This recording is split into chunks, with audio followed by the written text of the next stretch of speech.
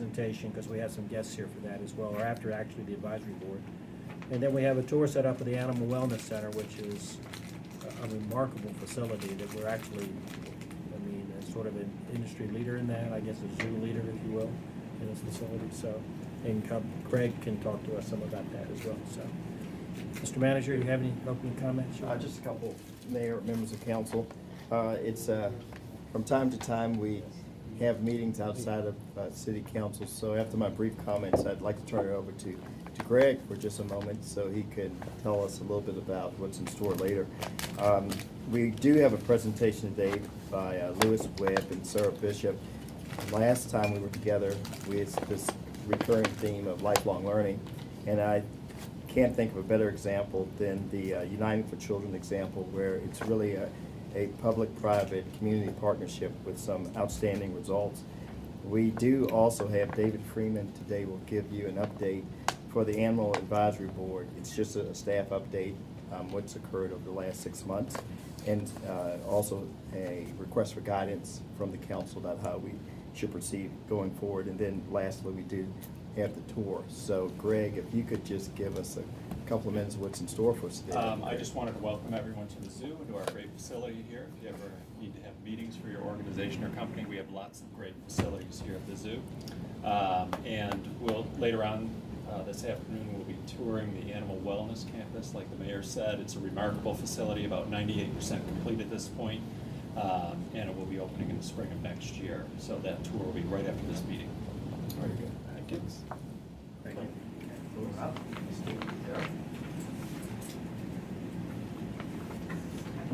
My name is Lewis Webb. I'm the volunteer leader of United for Children, but Sarah Bishop is our paid person. She's the brains behind the group, so we'll let Sarah start us off. I want to thank the mayor and council, city manager, for letting us come before you and share something that we find to be very exciting.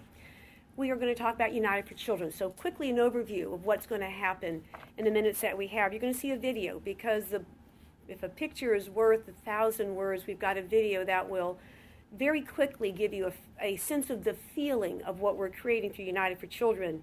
You'll hear about what United for Children is and our goal of driving success for children through successful neighborhoods, successful parents, kids who become successful students, employees, and then citizens themselves. We will explain how we got started and what we know currently about child development, how we're applying the science of that to what we're doing. And we will talk about our focus on sustained implementation of activities that are scalable and we're able to bring fully to this community, not just one neighborhood. And you'll hear our next steps. So the video.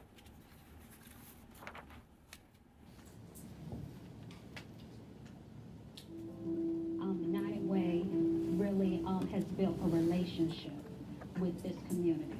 They came in not with the attitude of, this is what we think you need and this is how we're going to monitor it. It was a collaborative effort of, we want to come around the table. I can actually say that was a big difference in this neighborhood, because I noticed that when they put the park out there, the children really came out, because before it was just a field. So I noticed that since they have improved the area for the children to have more activities, then my children do tend to go outside more. They don't have to just be sitting on the porch or sitting in the house, dealing with a lot of noise and inappropriate behavior. They have somewhere to go hang out. So it does give you that security of knowing that your child is with responsible adults in an appropriate setting, in a safe, secure setting. My kids love Computer Lab. I mean, my kindergartner, any chance she gets, she's going to a computer lab, and she is going to tell me about it when she gets home. And she's going to tell her friends about it when she goes back to class. And she's going to tell her sisters about it when she comes home. A lot of them don't have access to computers or the internet at home. And then we have I think it's like 40 or 30 students that come in every morning. If you could be here and be a fly on the wall and see the smiles on those kids' faces when they come in the morning or in the afternoon when they go out and play in the playground, it's a beautiful thing. These are some good children. They may have, some issues sometimes, but in the long run, they're all good babies. I feel like United Way is a blessing in itself. They really have done a lot for this school, and if they can do more, that's going to be great, because these kids deserve it. They deserve to have a chance to live a life other than the life that they live. Hopefully you're going to hear some of what we talk about, picking up on some of the themes there on the emotional side. So, Sarah. I'll quickly talk. I'm going to have my colleague Patty Gastel pass out handouts, because our PowerPoint is in that for you to take notes on or to follow. But let me point out the playground while that's being pointed out. The playground, I give credit to the city of Norfolk and to Daryl Crittenden. So if you see him, you need to compliment him on that. What we had in the neighborhood, talking to parents, was a significant desire to have their kids to a playground. There were monkey bars and a pile of sand that they were on. And when you talk to the school nurse, she talked about a chronic problem with ringworm. And the ringworm came from the sand. But the largest public housing neighborhood in the city had monkey bars. There was no place to play. And we heard, because we spent a lot of hours in the school, we heard from somebody who became one of our moles. She was actually a school librarian. She happened to know through somebody else at another school that by mistake, somebody in the school system had ordered one too many playgrounds, and it had gone deep into hiding. And the principal and I, Dr. Balthazar, the school nurse, the Parks and Rec in the neighborhood, NRHA, we met in the middle of the street. We called Daryl Crittenden and said, come on, join us. And he said, where do we meet? The middle of the street. We met there with Norfolk Public Schools, and we said, okay, you guys, where do your kids play? And we said, why not here? And schools, I said, school system, we happen to know you've got a playground deep in hiding. I know where it is. And he said, it cost me $35,000. And I said, come on, John, we're the United Way. We can move it. And Daryl Crittenden said, I've heard the city manager say, remove all barriers to getting things done. We can move it, we can put it together. About 2 months later, playground was up, snow fencing around it as the cement settled. And 3 or 4 days later, I called Daryl Crittenden and said, you've got to come out here, take your lunch, it's on candy. It is something that we did, it cost us nothing. It's responding to the needs, teachers requested, parents did, and so did the children. So what is our challenge? We have thousands of children in our community, not just Norfolk. We have thousands of children who are not graduating. Just this morning on NPR, if you heard the report of the International Ranking of Educational Attainment, the U.S. is 24th in reading, 28th in science, 36th in math. But looking at just the state of Massachusetts, if that was a nation in its own, it would be ranking 12th to 16th. What we are trying to do is doable. The pie graph on the side is very important. It came to us July 2011. We found it out of Boston College. And Susan Perry has used that with the Mayor's Commission on Poverty Reduction. So the mayor and Councilman Protegera have seen that. That simple pie graph tells us the factors that affect academic achievement for children in poverty. 1/3 are in the hands of the school. 2/3 are in our hands. It tells us the school systems could be hitting home runs, and it might not matter if we don't address all the other factors that are keeping kids from succeeding. So that's our challenge, is to make sure all kids succeed. Then here, our key point, though, is to really try to break the cycle of poverty. We're starting with education, but as Sarah noted on the pie graph, the other 2/3 is crucial. This bottom point is essential because we believe that our community has the expertise in-house. This is crucial because it means we can be nimble, we can be quick, we can be reactive, and we can make things happen without bringing in a lot of experts from out of town. Let's see, this is... Oop. So, a lot of words in the top sentence there.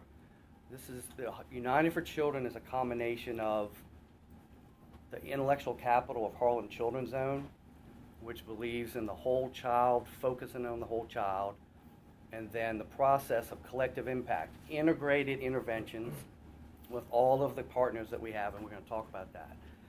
The key thing here, though, is that the process, not the programs, it's the process that delivers the results.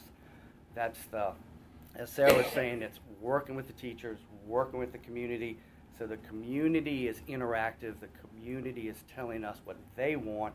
We're We're not just dropping a program down that's imposed on them. They're helping create the program. So the process as we build and go elsewhere will be crucial as we go into the future in other neighborhoods.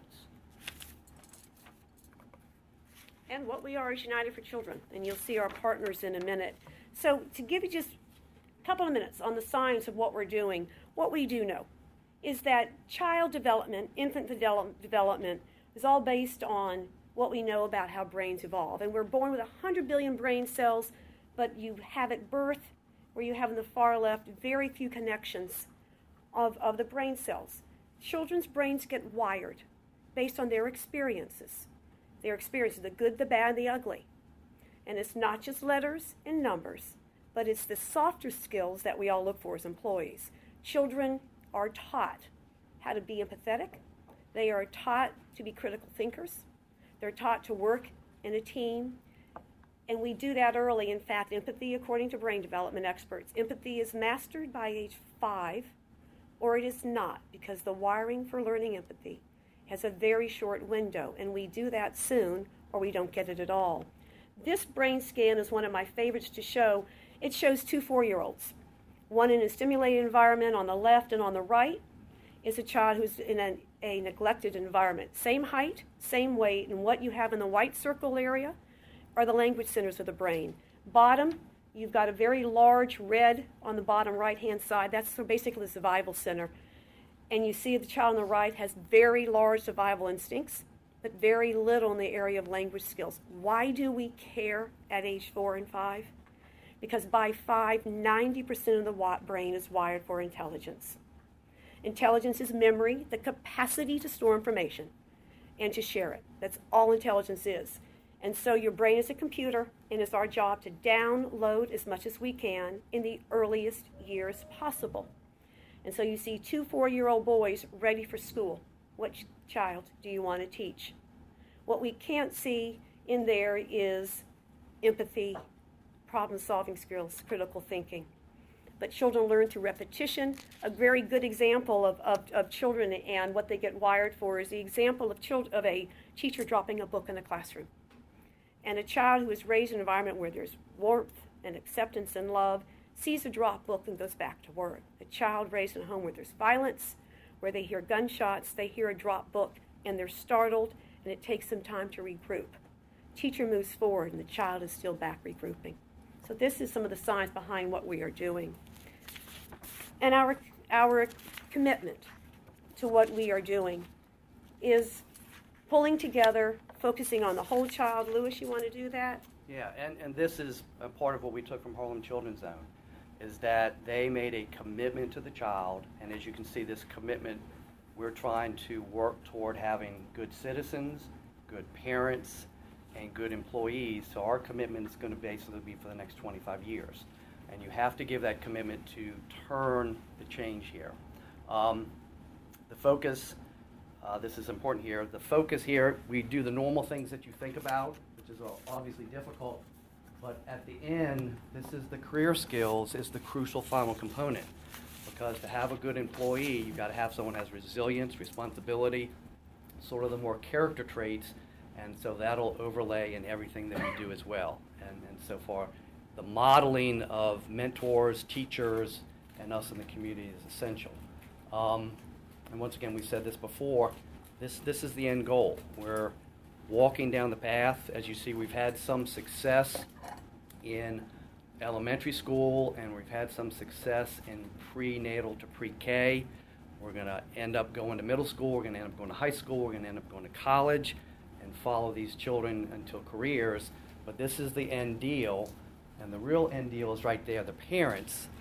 Because if we can raise strong parents, they'll raise strong kids, they'll break the cycle of poverty, and then we can sort of pull back after the neighborhood, and the neighborhood can take care of itself. Highly aspirational, long-term commitment, but so far so good.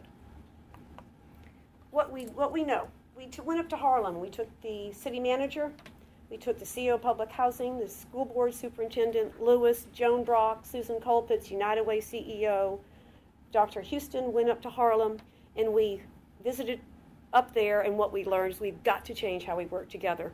We must move from isolated work where we select agencies based on what they promise, funding single programs, looking at single outcomes, to a belief that large-scale problems can be solved by one person on their own, to moving to collective impact where progress requires all of us coming together, aligning our goals, working together, holding each other accountable, cross-sector alignment, and the goal of large-scale impact. You will hear us say, it's not a slide, but it should be. We are not talking about a boutique program. We are not talking about lifting a few children or helping a few children, a select group, beat the odds. We are looking to change the odds for thousands of children.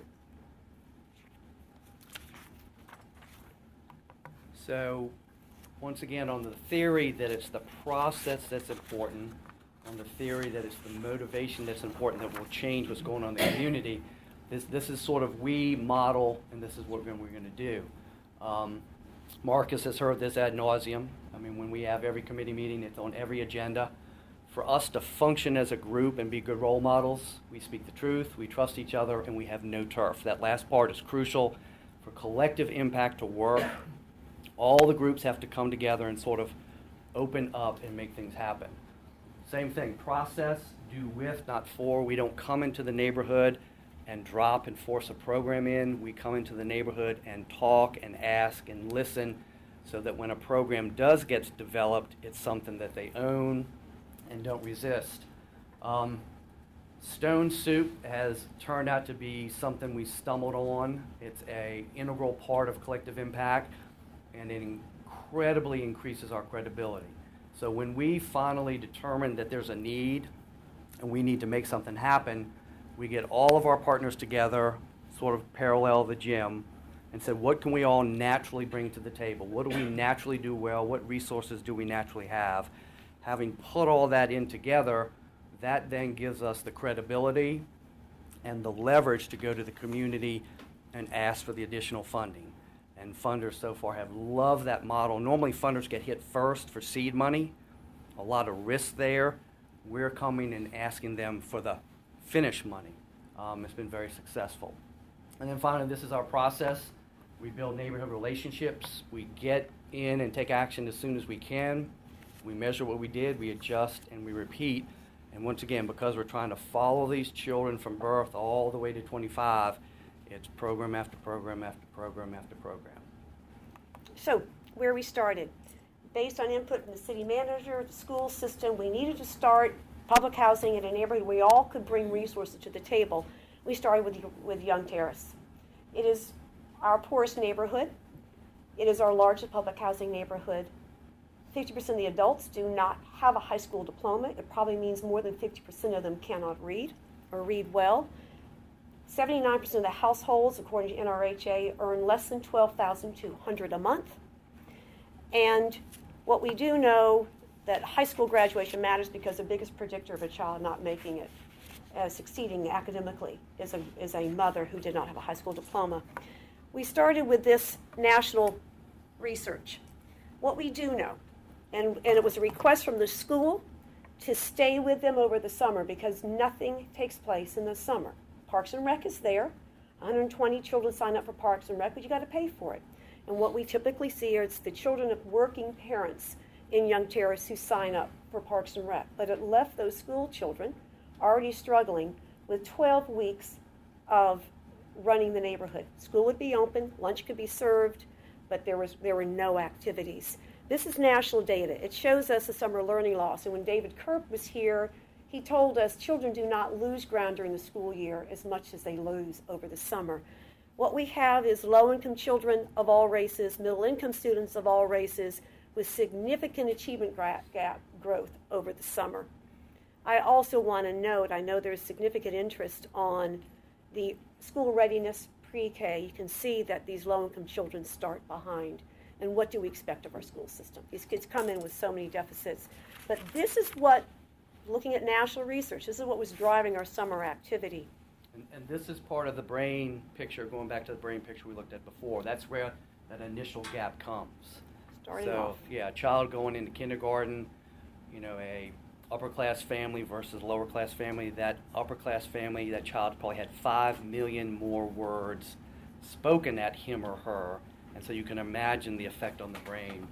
And that's where that gap shows up, even before we've touched them at school the first day. Yeah. So who was we? And we talk about we a lot, and this is Lewis's stone soup. Of course, the child's at the center, but we moved, and there's no one person at the head of this. United Way's backbone, as they call us, I call it grunt work. You have all of these partners who came together this summer to deliver summer school for 292 students, 8 weeks, 5 days a week, 8 hours a day. You have everything from the arts. We have a faith-based partner with Trinity. We could not have done it without them adding the enrichment school. There were 4 hours of academic every morning, breakfast first, academic. And we started off, we met in February with parents at first said they wanted their kids busy over the summer. We then met with the teachers and said, who wants to work this summer? And no one raised their hand. We had 1 hour of Friday morning at 7:30. United Way fed them breakfast and said, okay, you got paper in front of you, you're in teams of 6, you are principal for the summer. Grow the biggest kick-in summer program you could grow. Don't worry about SOLs, but I need academics. You tell me how long, you tell me if parents are involved. I don't know if it's one day or every day of summer. You design it to make sure kids don't fall behind. 30 minutes later, they had a report out. 6 teams. Every team was hands-on, minds-on. It was engaging, experiential. It was detective work, hunting down solutions, rich math and science. And they then added the end of it, enrichment. But they said enrichment must be earned, a lesson we learned at Harlan. Nothing is given away. It's all earned. How do kids earn the afternoon enrichment? In school on time, non-negotiable. In school every day. Good behavior and coursework progress. And kids got little armbands. And if a child was late, we said, we're sorry, Lewis, you can't play flag football today, but tomorrow your coach is waiting for you. The child was in on time the rest of the time. So every partner was there. We thanked the city. We had mental health community services board there 2 days a week, 2 hours. Medical school, brought a doctor in, 2 hours every Wednesday. We had every arts organization either come in or take kids to their organization. Kids were sailing off Nauticus. I can't read them all there. Old Dominion University came in and did character development. Kids had, they learned the 5-finger contract on responsibility and commitment and respect, whatever those 5 fingers mean. Norfolk State students, Morgan State students, Girl Scouts came in, Checkered Flag came in and worked. It was a very rich summer steel drum band. That's who we is. But the truth only counts if it matters. Into the summer, school system did the analysis, what we had. The first goal was there would be no learning loss. You saw the national slide. And did we hit our goal? We think big time. Every grade held ground, and you'll see, of course, most of the grades, all the grades but for one, made ground. First grade had a Montessori teacher, very engaging. Look at how the first grade kids did. Third grade, what happened in truth? And we tell the truth. That was a teacher that was, my words, imposed on the principal from central office and wasn't selected by the principal. But because we require ongoing assessment, we realized halfway through that those kids were not making their gains, and halfway through we had permission to replace that teacher. That's reading and now math. Look at the extreme math for that first grade teacher. But we aren't worried about second and third. There was no loss. We know there's potential for gain. These are all lessons learned. What we had was a home run this summer. These are kids where we would have seen, from what every teacher told us, they end one place in May and they don't start back up there until about November. Next steps? Well, before you go there, Yes, I mean, yeah. Crucial feeder, when you got kids engaged all summer, they show up the first day of school, they actually show up. So a lot of these kids historically have come to school a month and a half late, sort of dribble in. So these kids were used to going to school. So when we have first day of school, they all show up. They all show up engaged. They all show up ready to learn. And they all show up with a dramatically reduced behavioral issues. So the principal keeps all the numbers. She knows what her world is like typically in September. She knows what her world was like this year in September.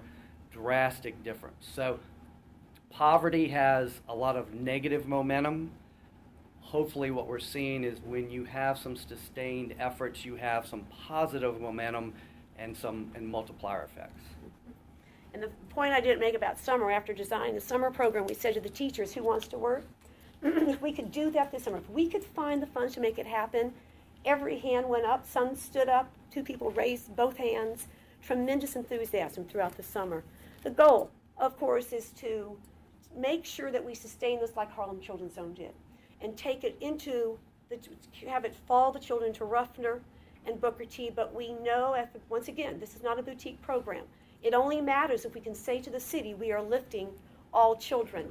So if we can take our lowest performing schools, drive an extended summer, an extended day, and if we can focus on kids who are then feeding into Ruffner, and we get enough of a tipping point, enough energy around kids who are having extended learning opportunities, we believe we can do what Harlem did and get children who eventually go into Booker T ready to graduate.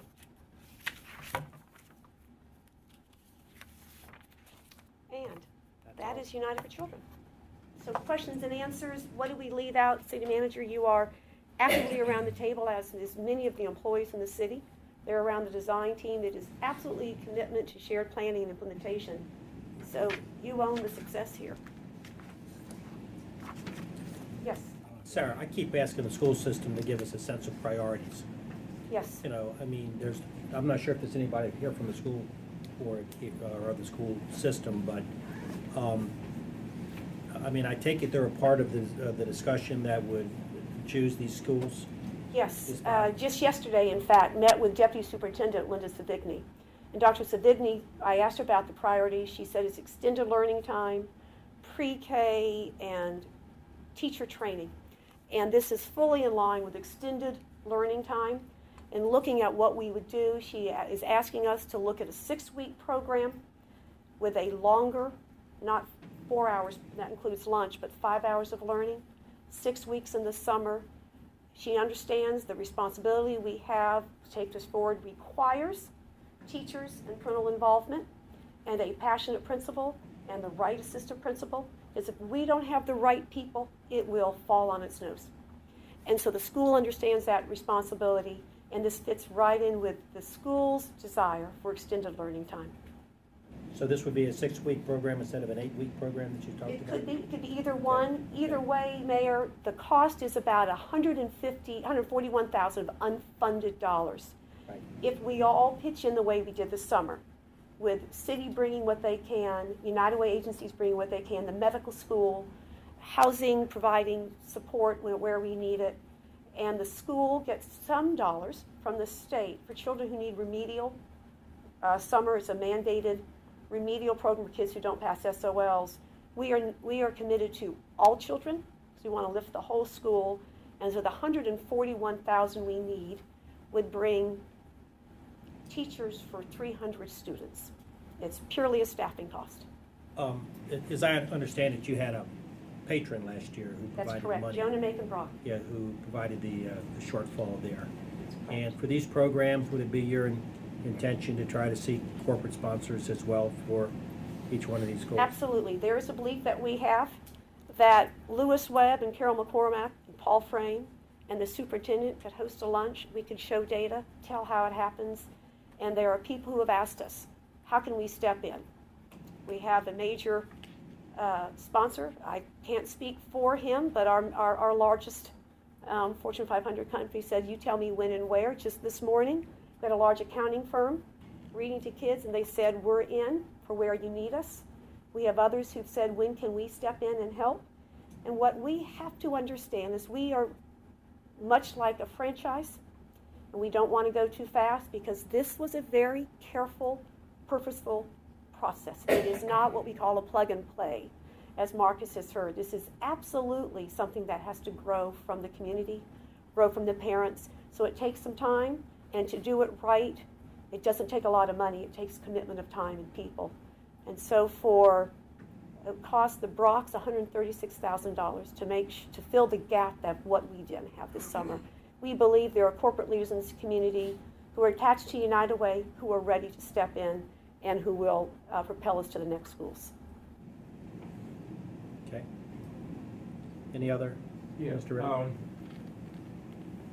how do you find out the impact of a child's environment at home to, so that will not counteract what you're trying to do, while you have them in a controlled environment?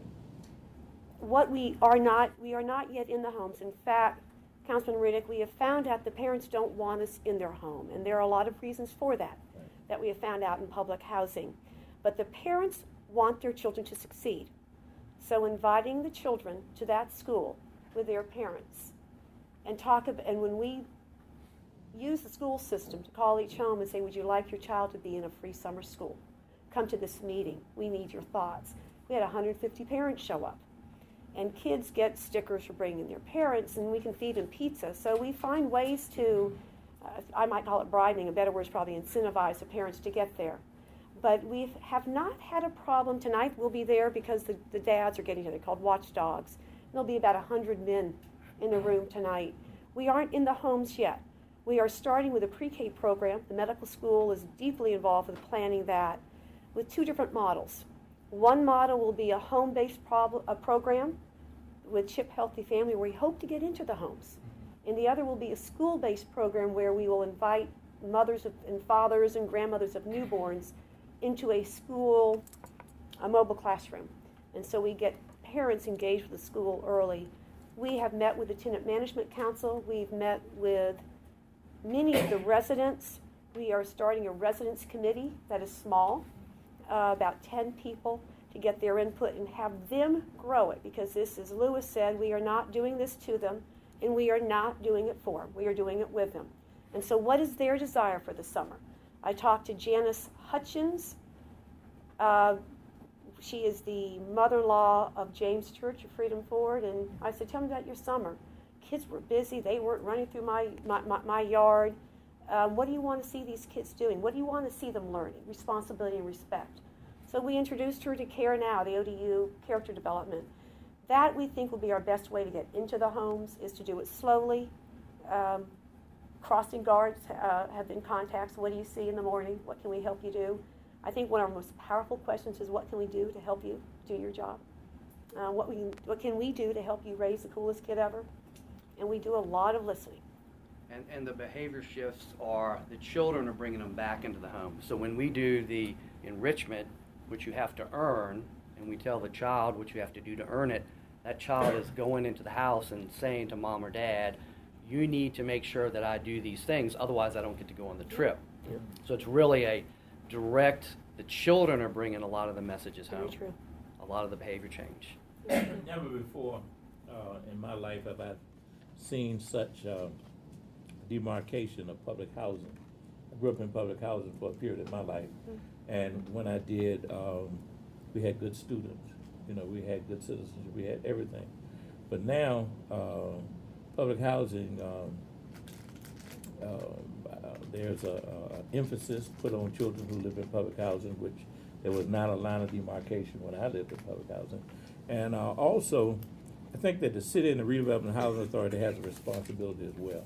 Now, if you go in with all of the good things you go in for, and our public works department, when we go through to collect trash, if we leave it looking like a war zone, if the streets, curbs, and gutters in the community, looks like a war zone, then we're not doing our part. I don't know how many of you in the room have ever seen or heard of children given an opportunity to draw pictures. One child who might live in a depressed neighborhood, they'll just draw a house with a smokestack. But a child who comes from a more affluent neighborhood, fence, grass, all the things that beautify a neighborhood. And I've said around this table before, not here, but downtown, that when a child is leaving home, going to a school, what they see, impacts them. Absolutely. So you can do all the work that you going to do, and I hope you're successful. But if the city doesn't do their part, if the housing authority doesn't do their part, then we're just hustling backwards. In this country, and if you go into most cities, there's a street that memorializes Martin Luther King Jr. But in every city that does that, around those streets, you're going to have poverty, crime, high dropout rate, hunger, underachievers, and high unemployment. And this is exactly what you, in your efforts, are trying to conquer, for the future. But it takes more than you. And you're talking to the right people around the table in terms of a collaborative effort. But the city has to really do the heavy lifting as far as this is concerned. And there's no way to get into a person's home at night. So we don't know whether children are sleeping soundly at night. We don't know whether somebody's knocking on the door buying drugs all night long. But because of privacy and things of that nature, we can't find those things out. You almost want to be able to create a campus to take a child and let them live in the school setting, to kind of get them away from those bad things that are happening in the neighborhood. And it's I represent every public housing community in the city, and there are things that's going on in public housing that it's just unconscionable. And if we don't put forth an effort, we have what's called a Southside Task Force, and this is all the communities on the south side of the Elizabeth River.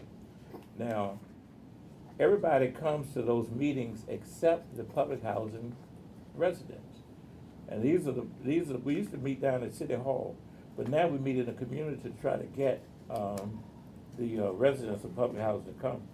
We mentioned it last night. It was said that they don't come, and this goes into another area, because their fear of losing their home. So, I mean, there's just so many things that go on as far as public housing is concerned. And but this is a start. It's a great start, but we have to be very conscientious about it. And it's a type of effort that you can't get tired of.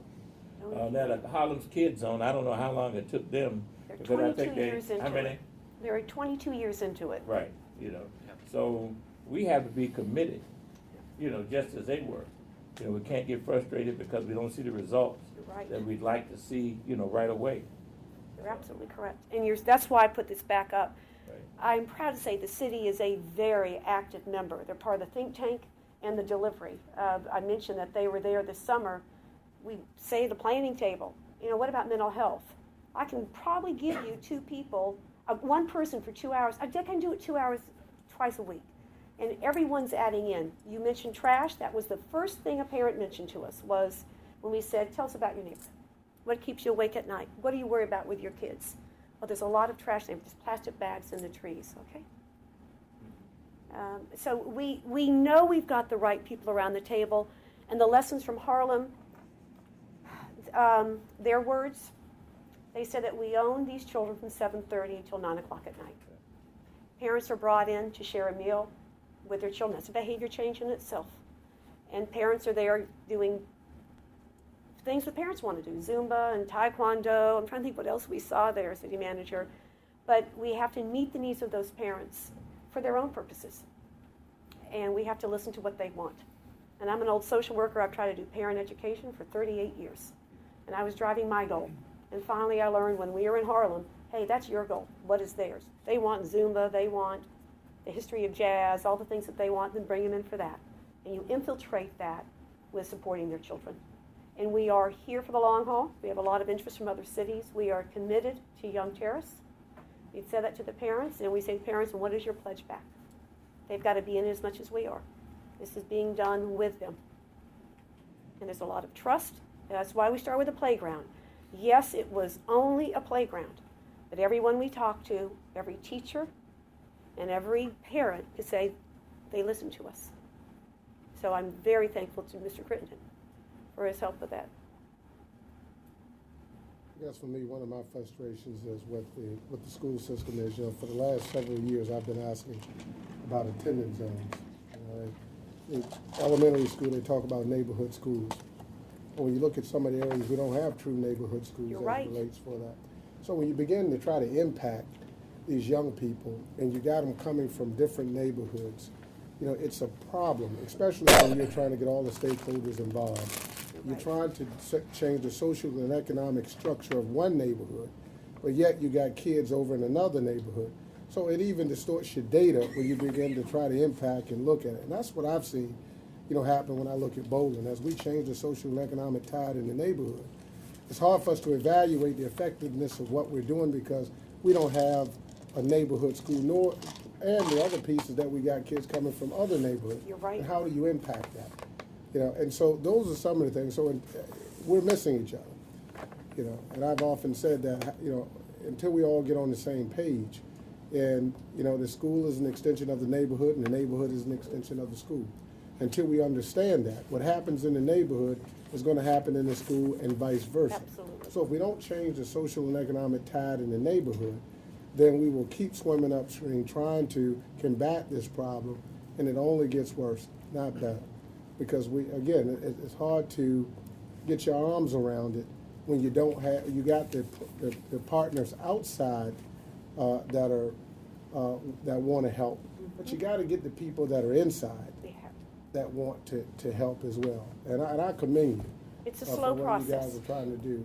It can be done. There's no question whether or not it can be done. But when we left Harlem, we said, we were in a meeting up, we said, okay, are we in? And we said, if Harlem can do it, certainly Norfolk can. And yes, we've started, and so you've called us out. We started in our poorest neighborhood, that may be our easiest because it is a neighborhood school. All those kids walk. And so we thought we had a chance, and we had all of our partners having their presence there, the city, public housing, school. And everyone is in equally. It's a different way of working. Everyone has done good work on their own, but it isn't changing our metrics. And we believe coming together through this United for Children and stone souping it, our new verb, we can hopefully bring about change and sustain it. This is, once again, not a boutique program. How often do you get the kids out of the neighborhood? Because I truly believe a part of education is exposure, letting the kid expand his brain, his dreams, aspirations. So by taking kids out of that environment, yes, and allowing them to explore different things helps. I'm talking outside of Norfolk. Although you go in, some of these kids have never left the neighborhood. That's true. And so, but to explore beyond the neighborhood, to see people in different jobs or, just careers at that level, it makes a true impact. Sure, that was a request of the parents in our first meeting. And we found out the first meeting there was no more money for field trips. So United Way said, what did you lose? They lost $8,000. So Women's Leadership Council at United Way said, we'll put those $8,000 back in, but we want to change how you do your field trips based on our Harlem experience. We wanted teachers to come up with options for students. We wanted kids to vote on them, so there's ownership. If kids own it, so kids voted on their field trip, and they knew that they had to earn it, and they earned it by what we call the ABCs: on-time attendance, good behavior, and coursework. Parents asked for different experiences. That's why the arts are there. Kids visited WHRO. They saw 2 different days they were in the studio watching Barbara Ham Lee do her show. Steel Drum Band was brought there. Sailing. They did sailing in the summer. So we are doing field trips again this year. Parents have asked for it, teachers have, and the kids have. But last year, some of the kids decided to go to D.C. Great experience there. Yeah. Very blew their minds seeing people walk around in suits going to work as opposed to going to a funeral or church that hadn't seen that before.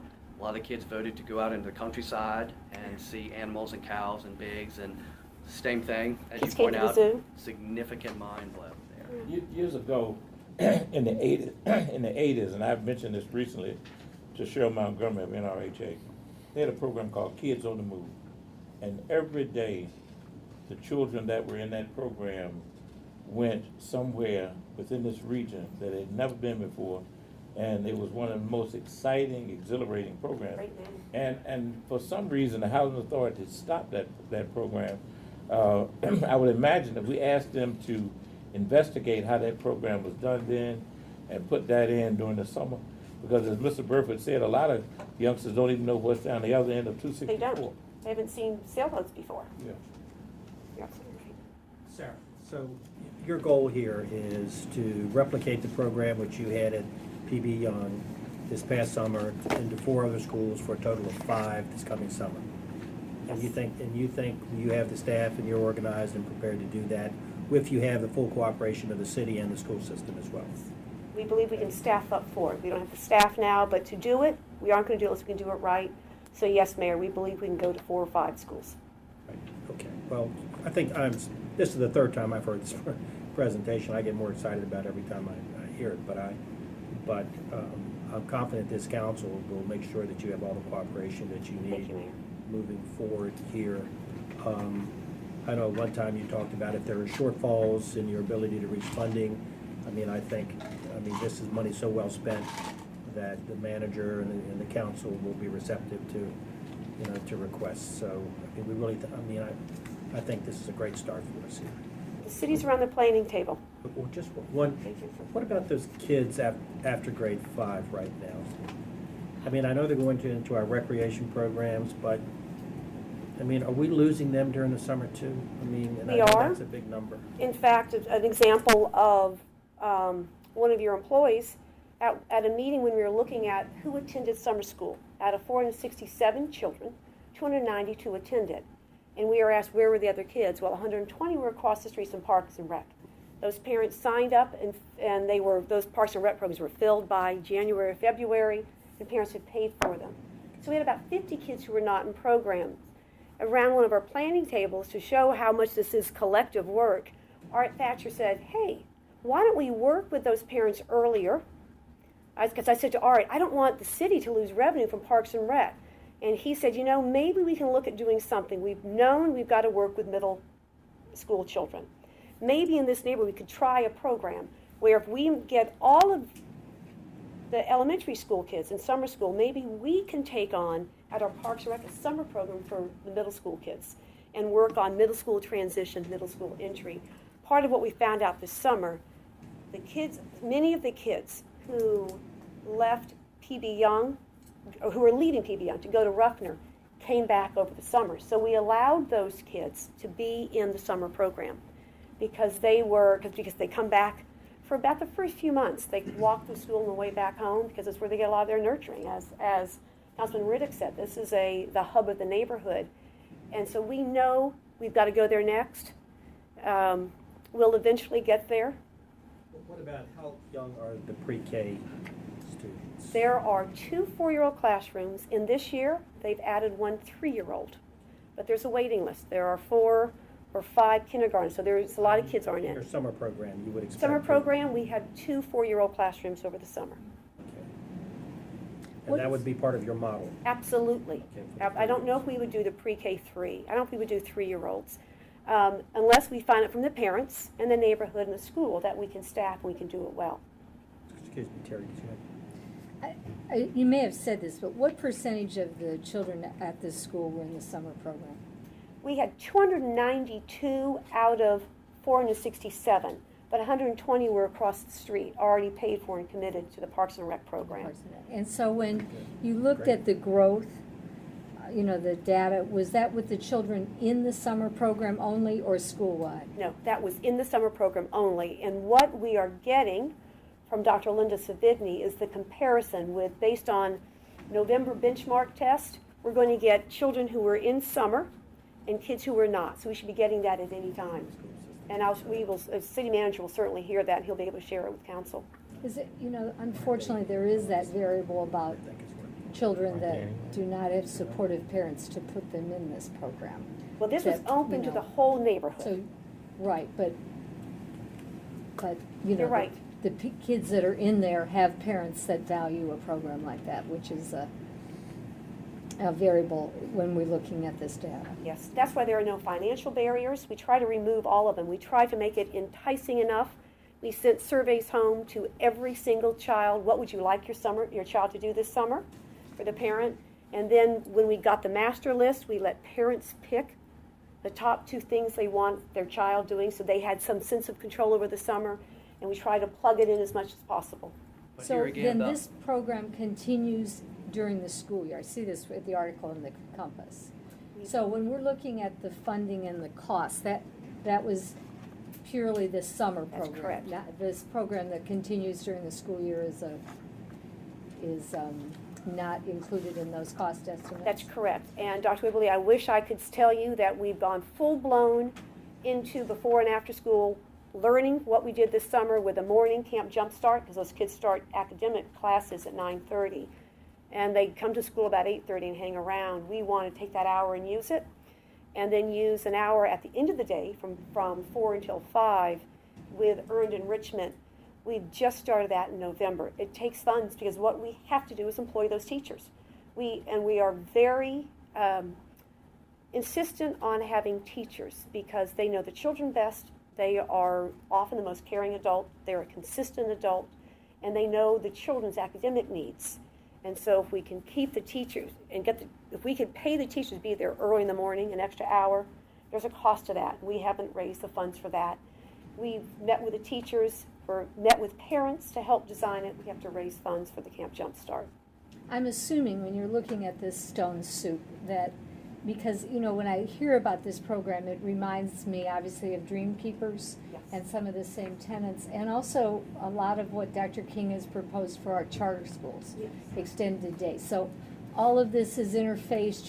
You're drawing from Dream Keepers, their experiences, their... Absolutely.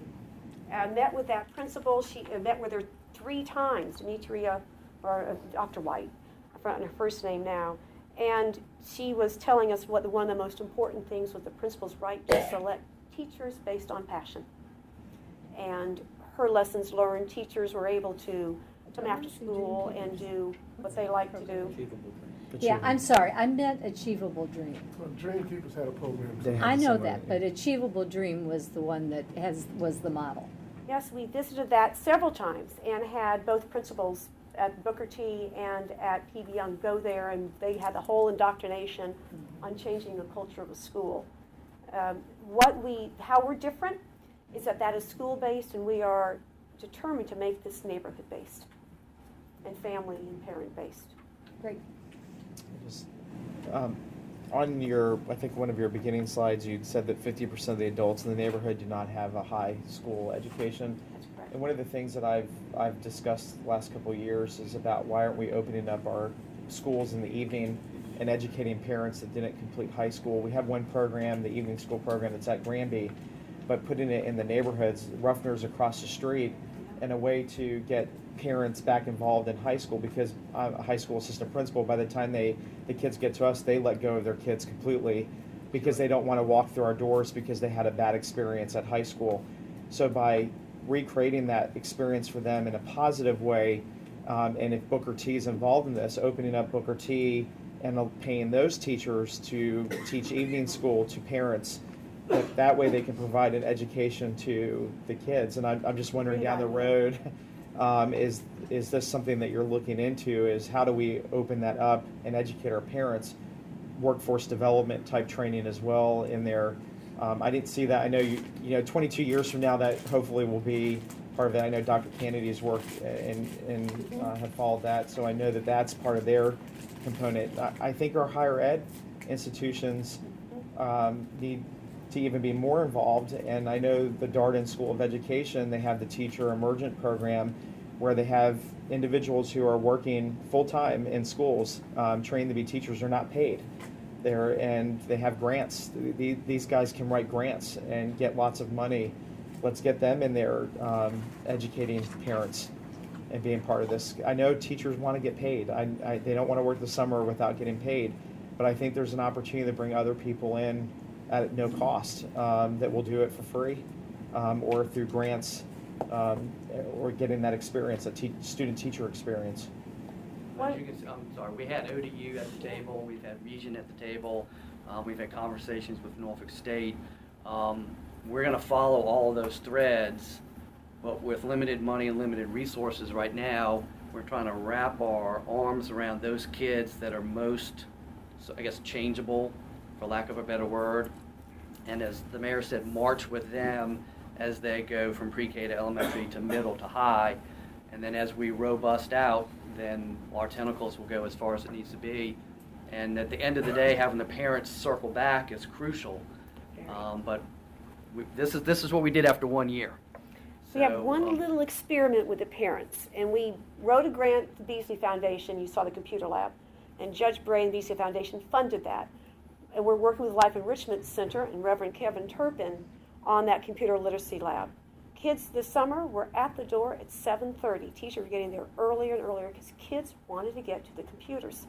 But what we wrote into the grant with Life Enrichment Center was an after-school and weekend model and an evening model with the principal willing to have the doors open and security there to allow parents to come in and use the computer lab. And we would have to design a program, and Life Enrichment Center is doing that. Bring in tutors. We can call it technology training, but it's also literacy training. So we haven't fully implemented that. That's part of one of our concepts with what the UP Center is doing with a parents as teachers model, is to get the parents into the computer lab and slowly bring them back into learning, where they feel school is welcoming. You're right. They don't think school treated them well, and they don't feel that they'll succeed in a school, and that influences their children. So if we can make school warm and fuzzy and get them in the computer lab, starting with their parents of newborns, we may begin to turn the tide. Okay. Thank you. Sarah, Lou, thanks. Yeah, We have I a- think in your materials is a sort of a report to the community that was in the newspaper on Sunday. There is one of the foundational collective impact articles. Your slides, I think an article that was in the Compass on Sunday as well. There are about 4 or 5 other collective impact articles out there. If you get entranced and intrigued, let us know. We're happy to get those to you.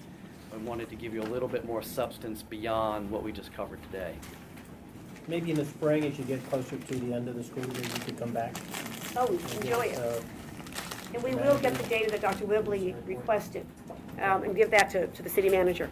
And maybe at that moment, we can have the school, someone from the school system here as well. Okay. Thank you very much. All right, thank you, Sarah. Thank you. Thank you a lot.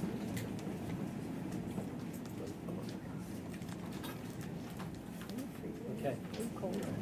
Mayor, Council, as we transition, as I mentioned earlier, David Freeman will be providing you with an update on the, about a half dozen meetings of the Animal Advisory Board.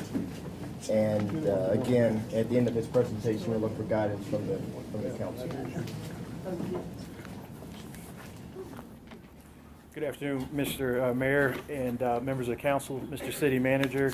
And as the city manager said earlier, the purpose of this presentation is actually twofold, and it's to update on the Animal Advisory Board and its recommendations, and it's also to seek guidance from the City Council on a process for future recommendations and the work of the Animal Advisory Board.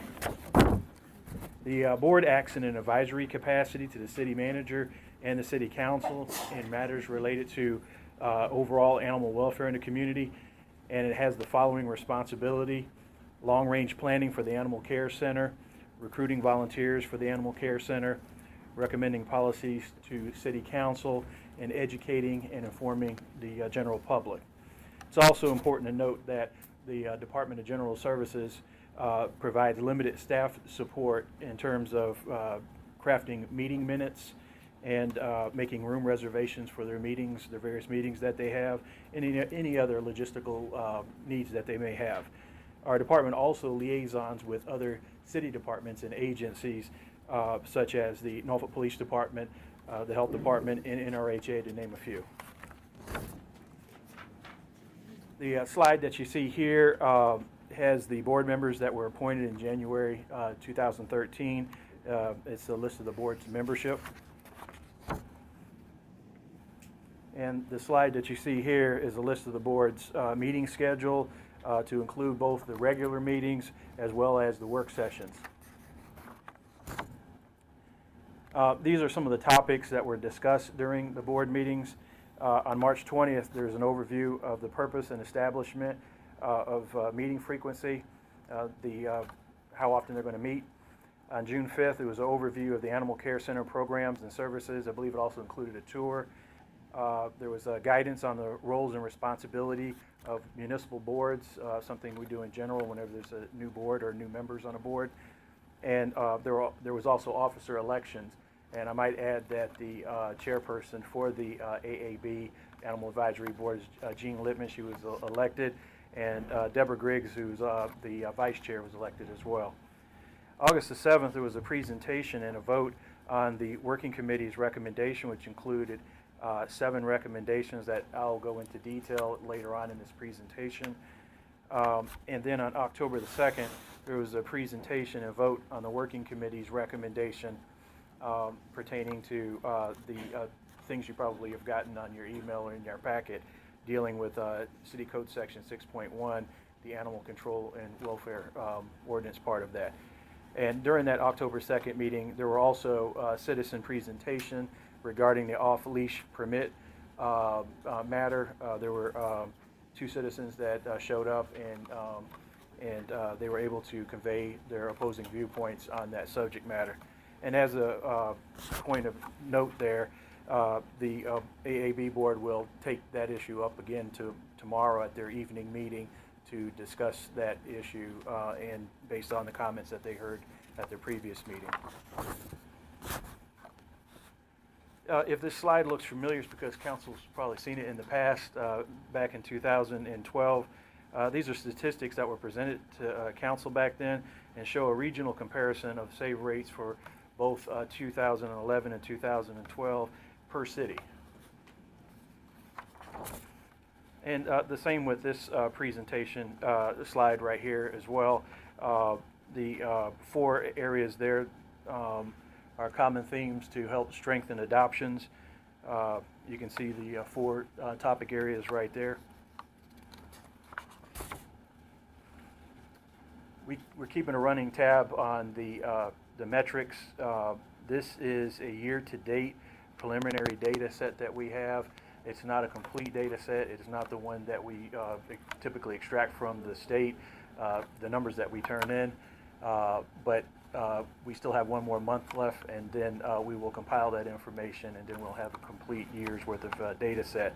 But right now, just to give you a snapshot on where we are 11 months into the calendar year. So just to give you an idea. Where were we last year?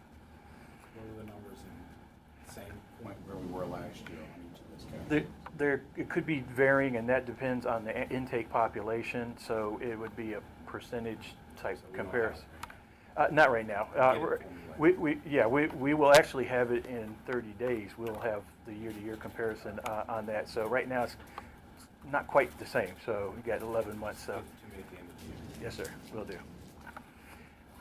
And it's also important to note that these are comprehensive reports that we actually put on our website, and I'll talk about that a little bit later as well. But these are data points that are actually generated at the Animal Center, and eventually, once we have a year's worth of data, we turn it into the state. David, this is sort of one question, but is it your goal to improve all of those numbers? I mean, oh yes, sir. I mean, every one of them, you would hope that by the end of the year, you would have increase in numbers that are surpass what you did in 2012, and right? Yes, sir. Because all of these play into the saving animals, and so that's essentially what we're trying to do. To Andy's question, is your sense that we're moving in the right direction? The sense is that we have made improvements, particularly in the areas of the animal cares and foster care and animal adoption percentage-wise. But I'm kind of somewhat hesitant about throwing a number out there because we don't have that complete data set. We still have a month. But the other smaller areas there, we're pretty close to numbers in the past, the animal and owner reunions and animal rescues. But I'm kind of somewhat hesitant about attaching a percentage on that at this time, but we are tracking the numbers. So the only reason I ask, just to follow what the mayor just said, is that just to understand, I remember a year ago we had, and I'm sorry my back's turned because I'm listening to him. If I remember a year ago we had this discussion, and Marcus, I think you promised us the numbers, we were going to work out better numbers this year. So to say that it's close isn't good enough. If I remember, the administration said we were going to have better numbers. So if you tell me it's close, you fail, okay? I want better numbers. That's what the administration promised us. So let's go in, when we get to that point, we're not there yet. When we get to that point, understand what failing is and what just meeting last year is. So the administration promised us better numbers this year. We've got a year. Let's see where we end up at the end of the year. You're not there yet, and they could be better. You don't know. I'm rooting for you. So but keep in mind what failure is. Well, in this, in the data, for example, you say animals in foster care. Will you give us a number of how many animals are eligible for foster care during this fiscal year, to be able to determine, some years, if you do a good job the year before, it might not be as many animals, to adopt. Or you got, again, foster care, adoption, animals, and owners or unions. It would help me to process the numbers if I knew what the raw data was, to determine whether or not you can actually get there and have better numbers. I'm going to get no Christmas gift from David because I asked for this slide, hoping that this would not happen. So let me make sure I haven't created a problem. We had this discussion a year ago, and we said the only set of numbers we're going to use is the numbers from the state. That was our apples-to-apples comparison. We figured that we wouldn't get through this presentation without you asking, what are we doing year to date? So what David is saying is after December 31st, apples to apples. But right now, anything that he's putting on the slide could be subject to clarification, change. So we tried to give you up to date, but in 30 days, we'll have apples to apples to apples. What's the euthanasian rate for this? Because you have all the good stuff, but what's the Not so good. not so good? What's our, or how many euthanasias have we had up to date this year? I mean, I know because Gene does a good job providing us those numbers on a regular basis, but I can give you the euthanasia number that we have, and that's 2,033. I'm sorry, 2,733. 2,733. And that's as of the end of the month of November. What were they, but you don't have that number from the year before? Not on me. That's okay. And again, that would be for the entire year. Just adding those numbers together that are there and looking at the euthanasia rate and kind of just doing some rough math, we're still pretty much at the same save rate that we in the 50s, the mid 50s. Is my math too rough there?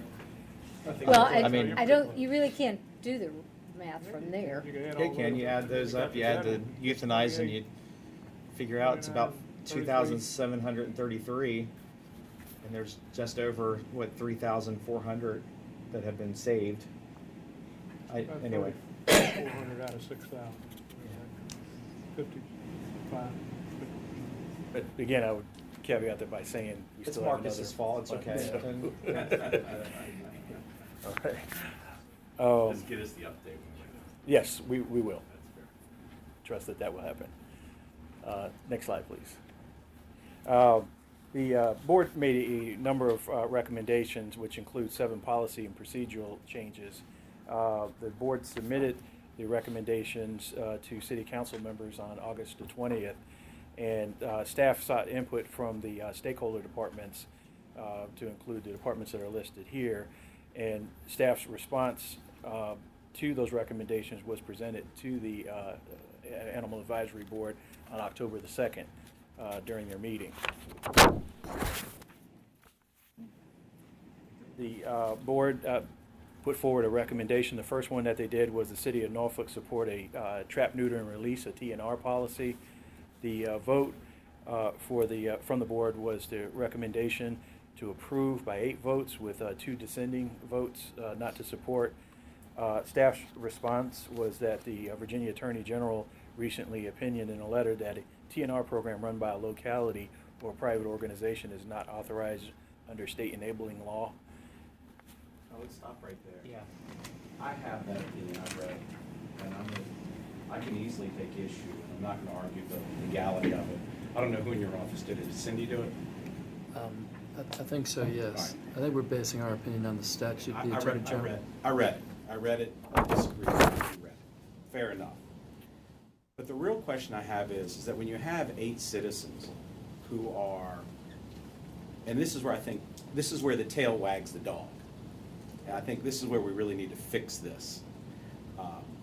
If they're making a recommendation to us, and just so we can figure out where we're going, regardless of what Cindy reads in the opinion, why isn't staff saying, all right, how do we make this work?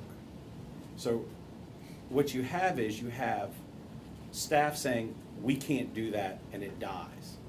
And I disagree with that's how government should function. It should be 8 citizens who are more educated in this than any of us at this table,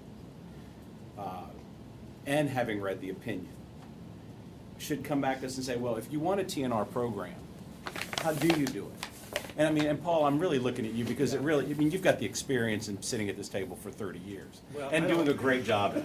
But what I'm saying is staff needs to say, we think that there's an opinion that says, let's assume Cindy's right. There's 2 sides to every legal question, as we know. Then shouldn't we be looking at it and saying, how do we make it happen? I don't know, and because you looked at me and asked me, and because Well, I have and a lot of you have the a lot of experience regard being for at this your legal acumen and for the way you present issues. Okay. Well, remember if you that let we me got that present the case issue, together. I'll probably win the argument. Right. Okay. You present the issue Right. one way. The reason we don't have 8 of us around here trying to interpret the laws of the Commonwealth is that we could probably all come up with 8 different opinions.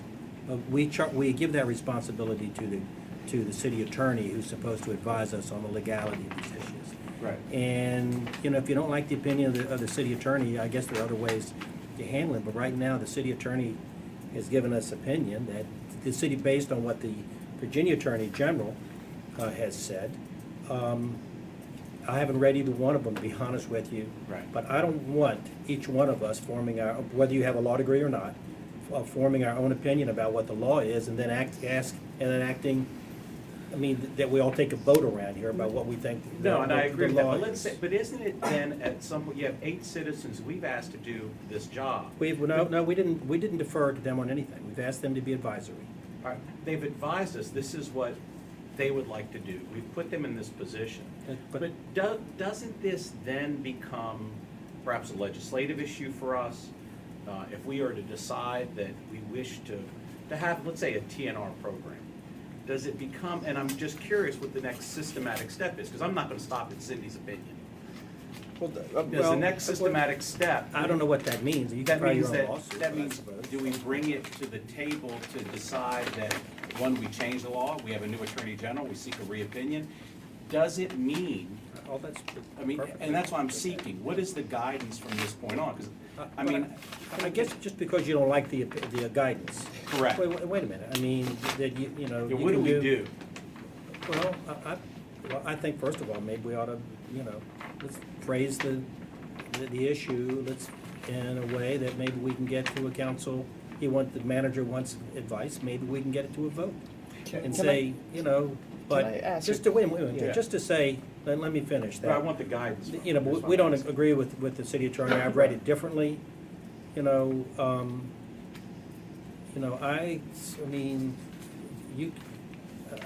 know that you get to run around that. I mean, because we work in a consensus here. We're a body, a legislative body that rules by consensus, okay? So I would hope that whoever the council comes down on this, everybody would respect that, okay?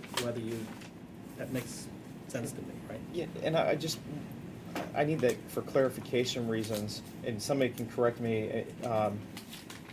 The opinion that that the Attorney General wrote was about localities Correct. supporting it. Correct. But it's allowed in localities. So localities, not supported by localities, but if art or another program wanted to run a TNR, It was not funded by the city. that wasn't funded by the city, then, and I think the original request We was leave it open. to allow Norfolk to change its ordinance to allow TNR in general in the city, because my opinion, it's not allowed at all anywhere in the city. I mean, Well, it said, the Attorney General says, I express no opinion regarding the policy implications this conclusion may elicit.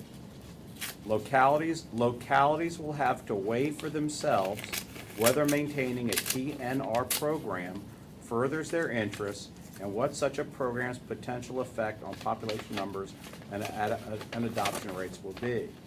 And, I mean, but that shouldn't stop us from lifting so, any I mean, ban of. I can debate this with her all day. I don't want to do that. The real question comes down to is if we as a council decide that this is what we want, do we have to then, again, looking at the process, because I'm not sure what I we think do. state law would certainly determine what our position would be. Not, I mean, I don't know that we have the ability to Well, I think- adopt an ordinance that would be in conflict with the state. But he's saying that it's open to the localities. She doesn't say that. Okay, you have me at a disadvantage. I haven't read that.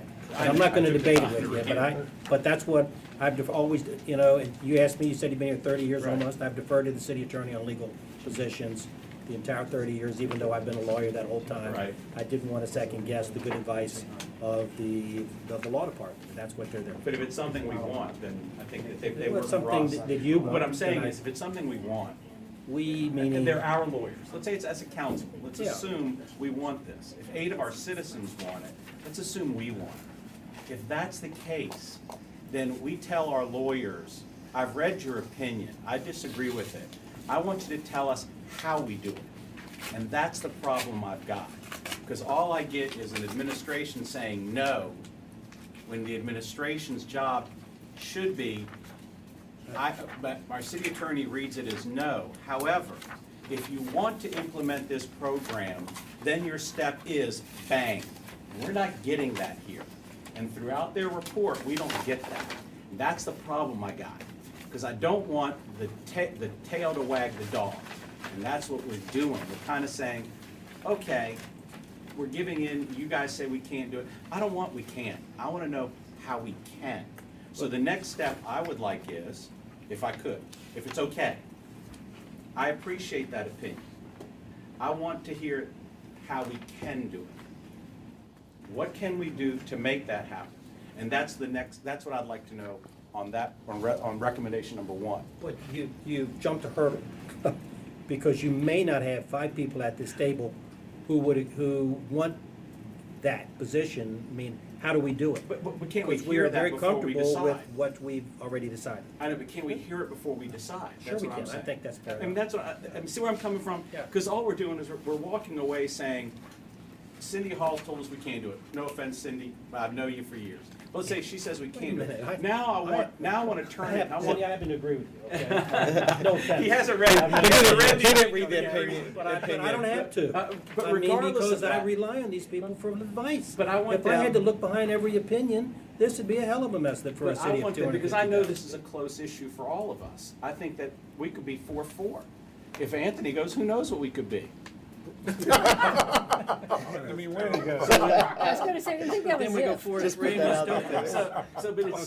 But I think we should get how we can make it happen. Let's take this up before I leave. Paul. Yeah, let's take this up Quick after question. Anthony. We'll never get out of here.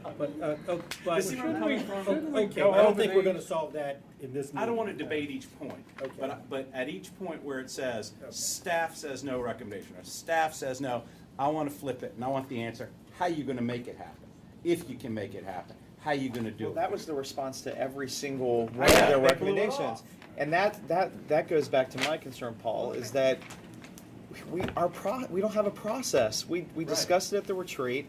We put together an advisory board. This particular advisory board now has to fill out recommendation forms in order to get ideas through. So Gene took the time to put all this together, only for staff to respond back and say no to everything. And I don't understand. If people have ideas, the whole thing that came back with this advisory board was that we were going to try to increase the save rate.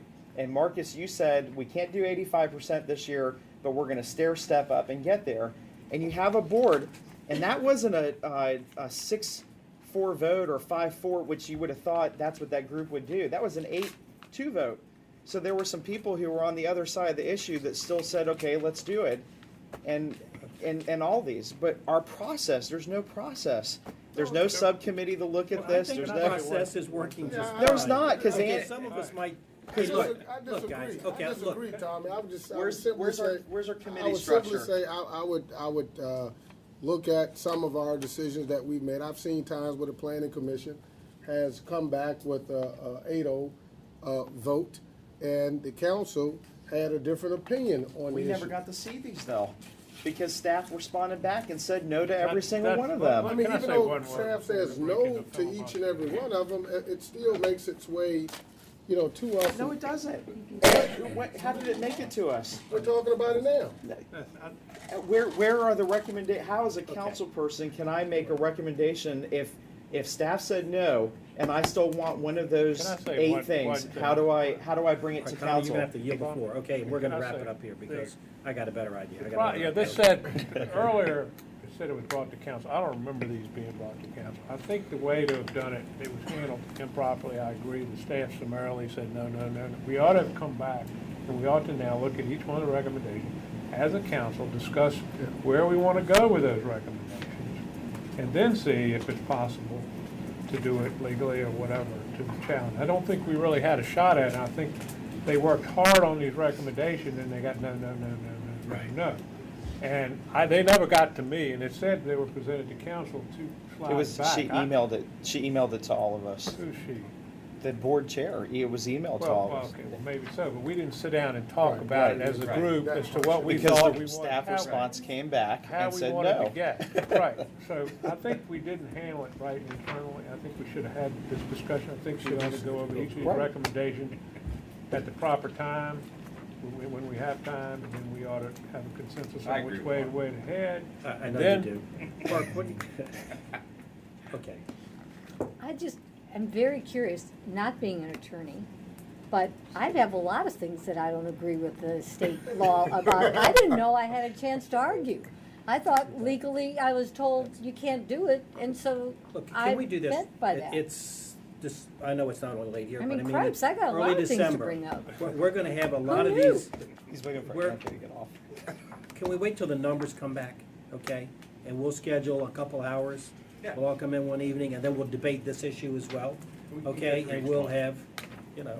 Can we ask in the interim that we Sure, both if, house if there's a way, and I didn't know that, I mean, if you think there's a private agency that would do this to trap, neuter, and return if we just gave them the okay? I think it's doing it now. I think it's happening now. It's just, I think that's what we need clarification on. Are they looking for an ordinance change to allow this to happen in our city? Because I think right now it's not allowed technically. I think there's no language there.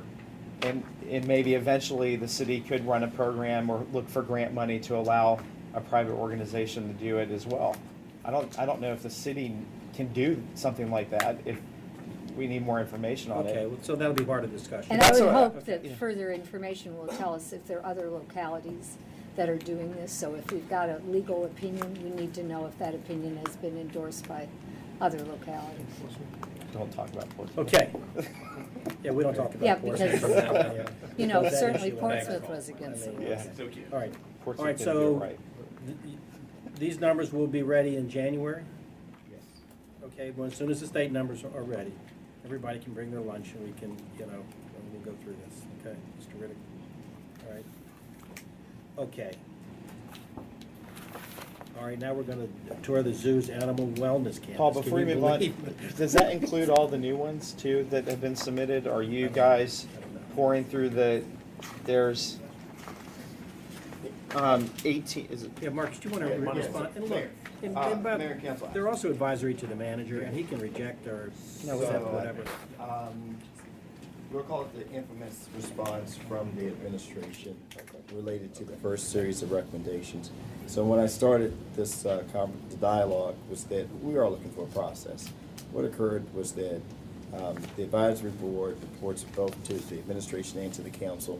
Emails were flying around. So to us, no decision has been made other than us presenting to you today these, I guess, first series of recommendations.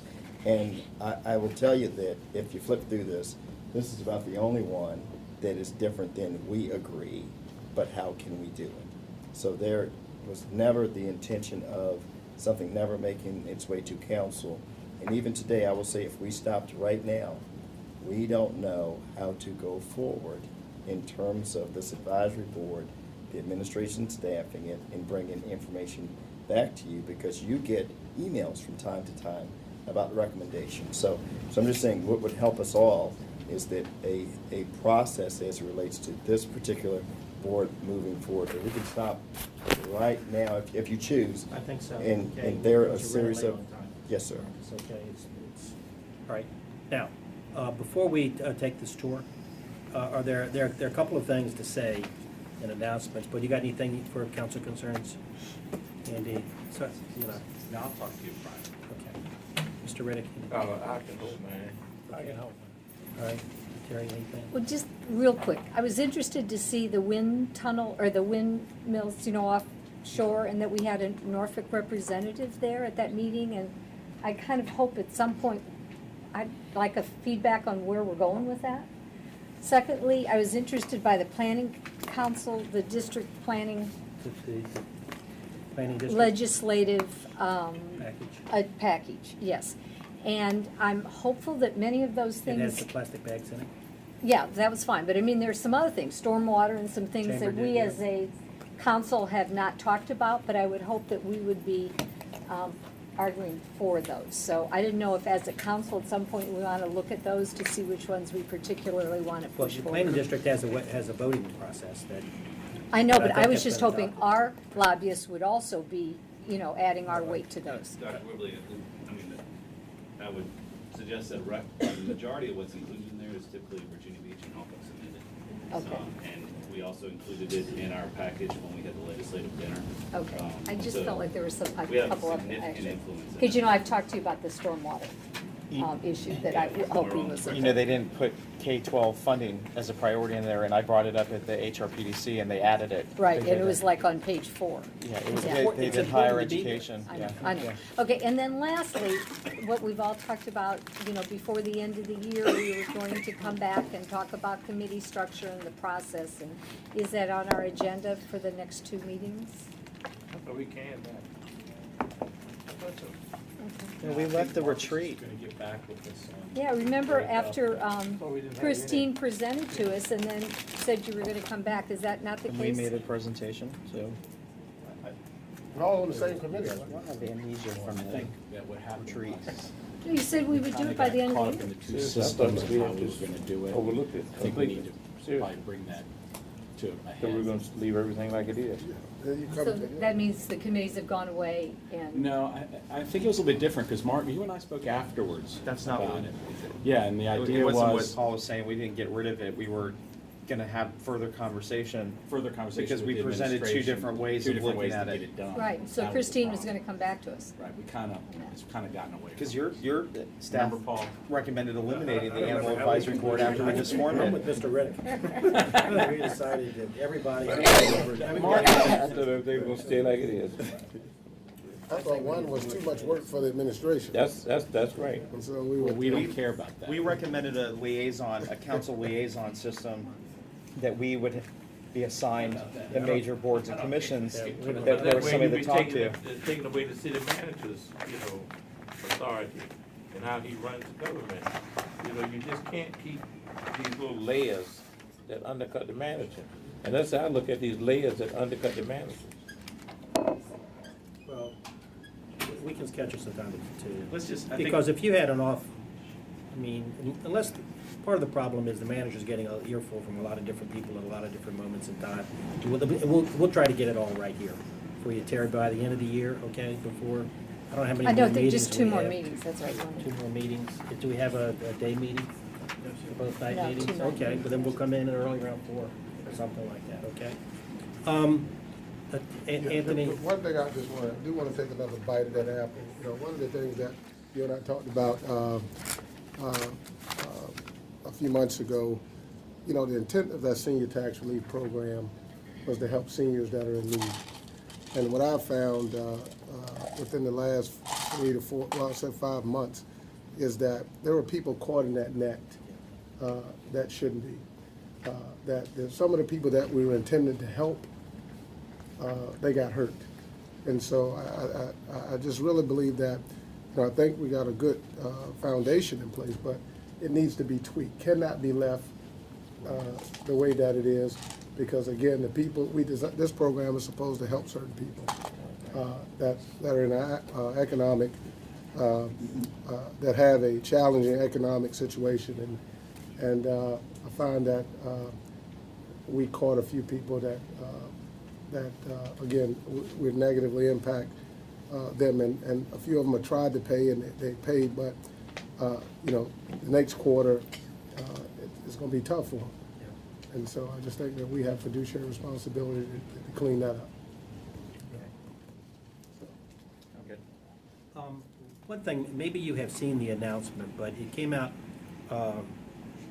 I guess this afternoon or earlier this morning, that the city of Norfolk has been named by the Rockefeller Foundation to what they call a resilient city. It's a program that the Rockefeller Foundation has in place. They've named 33 cities this year around the world, 33 in 6 continents, and they intend to name 33 next year, 33 the following year. People like former President Clinton were on the committee to review the applications.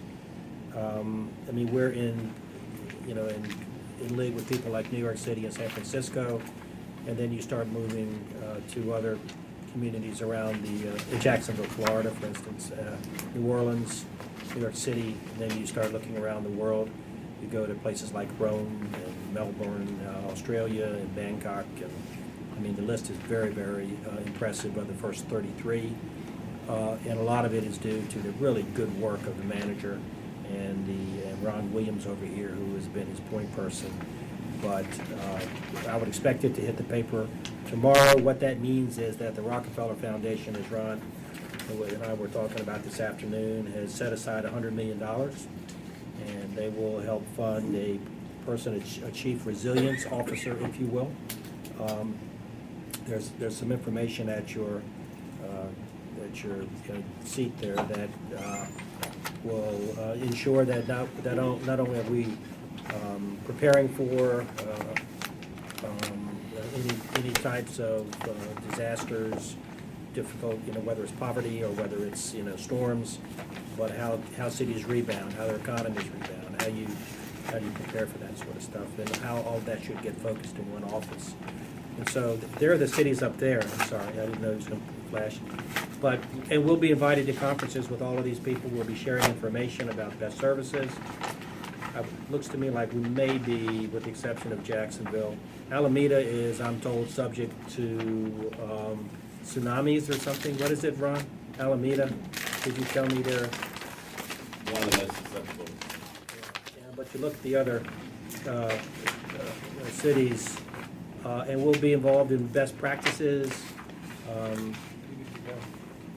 In any event, it's really a very significant designation and award for the city. I think we can all sort of bask in the glow of this, but the manager and administration have been applying for this stuff and attending meetings and preparing us pretty well. And I think the rest of the world's got something to learn from us, to be quite honest. So it's really quite an achievement. And I don't know, Marcus, you want to?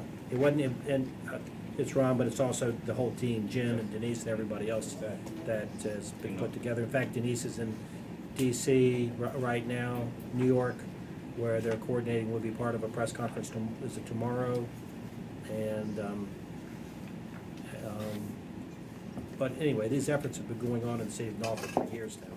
We're finally starting to make some progress. There's only about 30-some cities up there. There are 33. Right. And there will be 33 the next year, 33 the following years. Eventually, there'll be 100 cities. They will fund a chief resiliency officer for us. We think the funding will be for that. There'll be for other efforts as well, for at least 3 years, sort of a grant, if you will, and again help us prepare for all the difficulties we're having with sea level rise and the subsidence that's going on and the larger and stronger storms we're experiencing. So. I vote that Ellis is the chief resiliency officer, by the way. I have a feeling Angela's going to find a way to go to the conference, that's all. That's right. She's there now. Marcus, add something to that. No, that's it, Mayor. Just very proud of we take some of this team. stuff so lightly, but this is the sort of stuff that will be published around the world. And who else? It was Bill Clinton. It was, the judges were very distinguished folks, people from the World Bank and people from the American Institute of Architecture, and it was quite a group. Ron? right? I mean, Yes, sir. Okay, oh, it's okay. Marcus, you wanna? No, Bird Project too. I love being here. This is a great space, Paul. We have our retreat here next year. It is a great space. Great space. You It could know, be and, televised. But wait do you see what Greg has been a part of with this animal wellness facility? It's really, we're on the cutting edge there, the tip of the spear. on this stuff. Well done. We have Mr. Batten to thank for a lot of this, believe it or not, and $11 million in this place as well. So, anything else before we go on the tour? Your last shot, Marcus? No, sir. We meet next Tuesday? Yes, At evening. evening meeting. All right, thanks. Thank you. I was just gonna tell everyone that,